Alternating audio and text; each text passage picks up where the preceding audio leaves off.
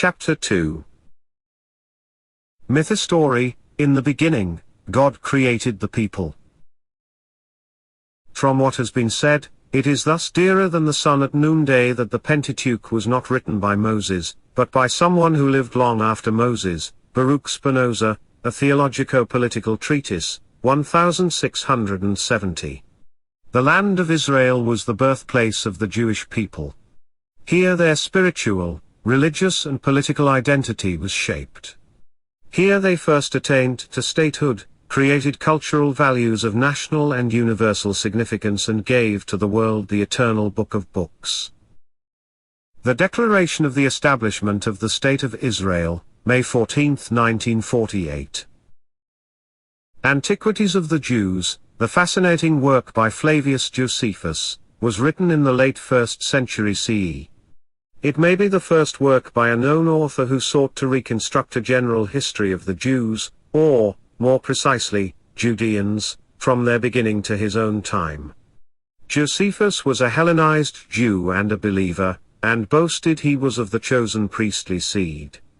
So he opened his book with the words, "In the beginning God created the heaven and the earth.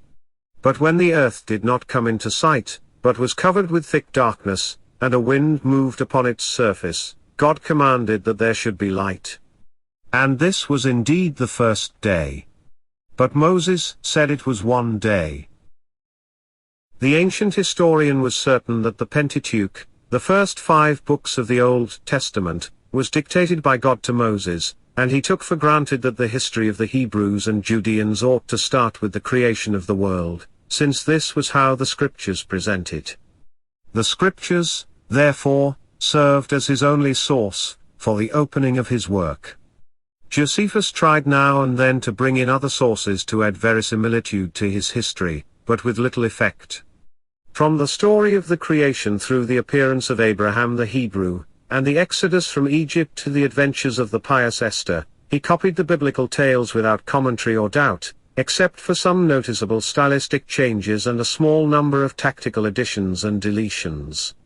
Only in the final part of Josephus's work, when the historian proceeded to relate the story of the Judeans following the end of the biblical narrative, did he resort to more secular sources, which he strenuously adapted so as to create a continuous, coherent narrative.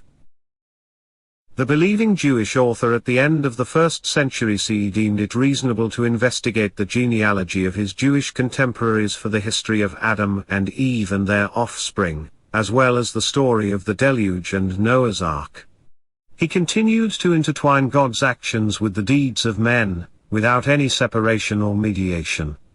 He openly glorified the Judeans by describing their origin from earliest times, antiquity being a virtue in Rome, and mostly praised their religious laws and the omnipotent deity that guided them.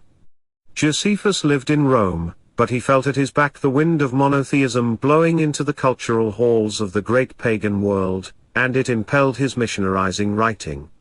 Ancient history, as he copied it from the Old Testament, was to him above all an exemplary philosophy, as defined by the Greek historian Dionysius of Halicarnassus, whose writing on the antiquities of the Romans served the Jewish historian as a model. The ancient myths were still pervasive in the 1st century, and the human deeds related in them could be seasoned with otherworldly events. At the beginning of the nationalist era in our time, however, there was a remarkable realignment. Divinity was kicked off its pedestal. Thenceforth, truth came to be confined to the biblical stories that dealt with the deeds of humanity. But how did it happen that the miraculous works of providence were suddenly rejected as untrue, while the human story that was closely intertwined with them was upheld as historical fact? It should be remembered that the distilled biblical truth was not a universal narrative about the history of humanity, but the story of a sacred people whom a secularized modern reading turned into the first nation in human history.